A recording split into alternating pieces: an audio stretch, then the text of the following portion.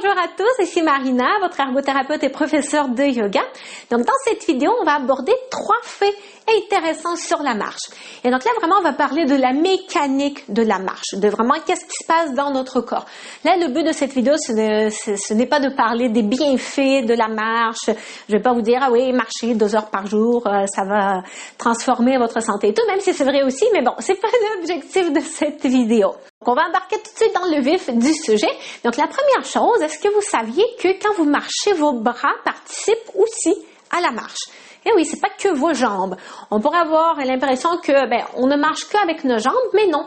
Les bras participent également. Est-ce que vous avez remarqué que quand vous marchez, je vais me libérer un petit peu de place, quand vous marchez, vos bras se balancent.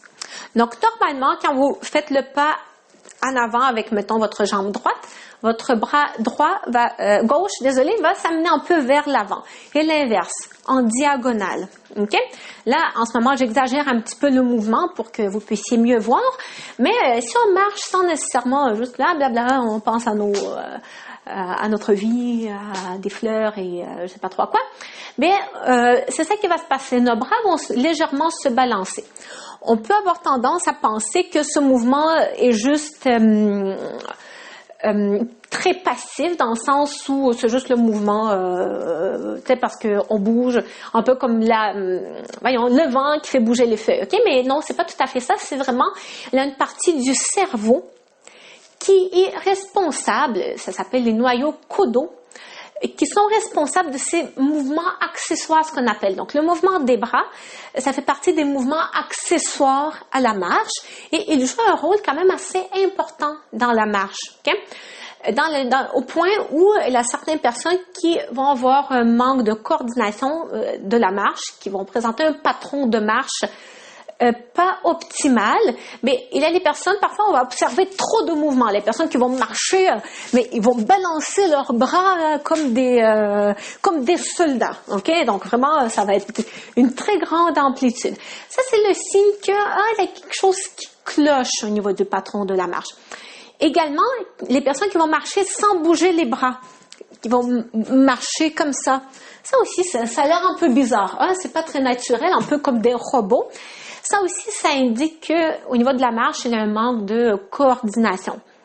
Donc, est-ce que vous balancez vos bras quand vous marchez? Peut-être que vous vous êtes jamais posé la question. Il y a même des fortes chances que vous vous êtes jamais posé la question. Donc, la deuxième chose intéressante, c'est un peu la suite de la première chose. OK? Quand on marche, notre corps fait des mouvements de rotation. On peut avoir tendance à penser qu'on marche, non, on fait juste comme avancer vers l'avant, c'est tout. Mais quand vous marchez, mettons si je prends un enfant, un bébé qui vient de naître, ok, puis qui est en train de se développer, qui est en train d'acquérir de nouveaux acquis sur le plan moteur, et se développe sur le plan moteur, pour être capable de marcher, donc avant d'être capable de marcher d'une façon efficace et optimale, l'enfant est supposé d'apprendre des mouvements de rotation, particulièrement donc le mouvement de rotation de notre tronc par rapport au bassin, donc le mouvement de la cage thoracique qui tourne sur notre bassin. Okay? Parce que quand on marche, il y a effectivement ce mouvement de rotation. Comme je vous ai déjà dit, on a les membres opposés qui sont amenés vers l'avant, donc la jambe droite avec le bras gauche et l'inverse. Mais vous voyez aussi, il y a ce mouvement de rotation. Je fais le pas, donc ma hanche, c'est ça, de ma jambe droite est amenée vers l'avant et en même temps, mon épaule gauche est amenée vers l'avant également. Il y a ce mouvement de rotation qui peut nous sembler quelque chose, oui, c'est évident, mais c'est quelque chose que notre corps apprend à faire, ces mouvements de rotation. On n'est pas né avec cette capacité de faire des mouvements rotatoires. C'est même une des dernières étapes de notre développement, ok? Donc, on a besoin de bien maîtriser ces mouvements de rotation. Notre corps, c'est pas quelque chose qui se fait de façon volontaire, mais au niveau des automatismes, au niveau des réflexes, on a besoin de bien maîtriser ce type de mouvement. Puis, je sais pas si, comme moi, vous êtes une personne qui marche beaucoup, qui aime beaucoup vite marcher aussi, vous allez constater que c'est plus difficile, si vous êtes un grand marcheur, marcheuse, c'est plus difficile pour vous de marcher lentement que de marcher vite. Je suis une grande marcheuse, moi, et moi, je marche vite. Et je me fatigue beaucoup moins quand je marche vite que quand je marche lentement. Mettons, quand on est dans un musée, puis là, on avance au pas de la tortue, OK? On se fatigue dans nos jambes, on se fatigue dans notre dos très facilement, tandis que si on est dehors, puis là, on se dit, OK, c'est parti un 4 heures de randonnée, de balade, on marche pendant des heures, puis on est bien, puis en tout cas, on est capable de tolérer des plus longues périodes de marche rapides que d'une marche lente. Surtout pour les personnes qui sont quand même suffisamment en bonne forme. En tout cas, ces personnes-là vont me comprendre. Pourquoi ça arrive? Mais c'est justement grâce à ce mouvement de rotation également. Là, on est beaucoup dans les lois de la physique, OK, que je maîtrise pas totalement, mais ce mouvement de rotation nous permet d'émagasiner de l'énergie dans les tissus de notre corps et pas que au niveau des muscles.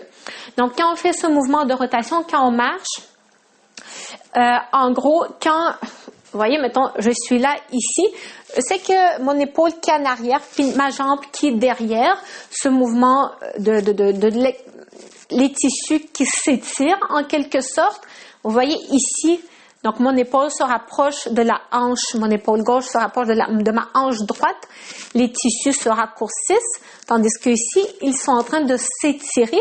Mais cet étirement permet en quelque sorte d'émagasiner de l'énergie dans mes tissus conjonctifs, donc pas que dans du muscle, mais aussi dans des tissus conjonctifs qui créent des connexions entre plusieurs muscles. Et ensuite, quand je fais mon pas de façon inverse avec l'autre jambe, cette énergie est libérée et c'est une énergie aussi qui me permet de me propulser, d'avancer. En plus, donc c'est comme une énergie supplémentaire à l'énergie qui est créée par les muscles. Et donc, plus on marche lentement, moins on a de cette énergie émagasinée, d'accumuler. Et donc, plus ça va être nos muscles qui vont se fatiguer et travailler. OK? Et ça ne veut pas nécessairement dire que ces muscles vont devenir plus forts. Ils vont juste se fatiguer durant une marche plus lente. OK? Un muscle fatigué, ça ne veut pas nécessairement dire un muscle fort. OK? Bref, on embarque dans un autre sujet avec ça. Mais tout ça, juste pour vous expliquer pourquoi, quand on est des gros marcheurs, on marche vite, justement, cette accumulation d'énergie qu'on fait à chaque pas qui est libérée également à chaque pas, mais ça nous permet d'avancer plus vite, ça nous permet de garder le rythme et c'est ça, on est bien, on marche vite, on est bien. À condition, évidemment, qu'on a aussi le système cardiovasculaire qui est en suffisamment bonne santé pour nous permettre de marcher vite. Il me semble que... Oui, c'est ça. Une autre chose que je voulais dire... une chose qu'on peut observer quand on vieillit, entre autres, on va perdre ces mouvements rotatoires pour des raisons très variées. On va observer que les gens vont marcher un peu plus en se balançant droite-gauche, comme ça. Donc, justement, une fois de plus, on aura moins de mouvement au niveau des bras aussi. Donc, ça va être une marche plus lente, beaucoup moins efficace. Vous voyez, vous savez de quoi je parle. C'est ça, les personnes, là, il y a autant les personnes un petit peu plus âgées qui sont en excellente santé aussi, mais c'est les choses qu'on va voir plus fréquemment avec les personnes un peu plus âgées quand même qui vont marcher de cette façon-là. Et ça peut même arriver chez les personnes plus jeunes. Et c'est ça, si vous observez que vous avez cette tendance-là, je vous encourage fortement d'aller consulter un professionnel de la santé en rééducation posturale pour vous aider à retrouver un meilleur patron de marche parce que ça peut avoir des impacts justement sur la santé de votre système musculo-squelettique, sur votre équilibre à plusieurs niveaux. C'est quand même important de maintenir, d'avoir un bel patron de marche bien coordonné. Et une fois de plus, je dirais, je sais même pas combien d'éléments. Mon intention, c'était de mentionner 3 éléments. Je sais pas, j'en ai mentionné combien, mais bon. Une autre chose que je voulais dire aussi, c'est que quand on marche, il y a aussi un mouvement en hauteur. Hein. Donc, à chaque fois qu'on fait un pas, il y a un petit rebondissement qui se fait au niveau de notre pied, au niveau du fascia plantaire, qui nous permet de rebondir un peu. Donc, il y a aussi un mouvement en bas à haut, en bas à haut. J'ai pas suffisamment d'espace ici pour faire une démonstration un peu plus évidente, mais c'est ça. Donc, quand on marche, on fait pas que avancer tout droit, notre corps fait toutes sortes de mouvements. Des mouvements de rotation, des mouvements en hauteur, à haut, en bas, un petit peu de mouvement latéral normalement aussi, sans aller dans l'extrême. Donc, la plupart du temps, ça va être un équilibre de tous ces mouvements qui vont nous permettre d'avancer vers l'avant. Et si on présente un déséquilibre, parfois, comme j'ai déjà mentionné, on peut juste avoir trop de mouvements latéraux sur les côtés, ne pas avoir de mouvements de rotation ou en hauteur. Parfois, on peut avoir trop de mouvements de rotation aussi, ce qui n'est pas nécessairement une bonne chose non plus, qui indique également qu'il y a quelque chose qui cloche un peu quelque part au niveau de la coordination. OK?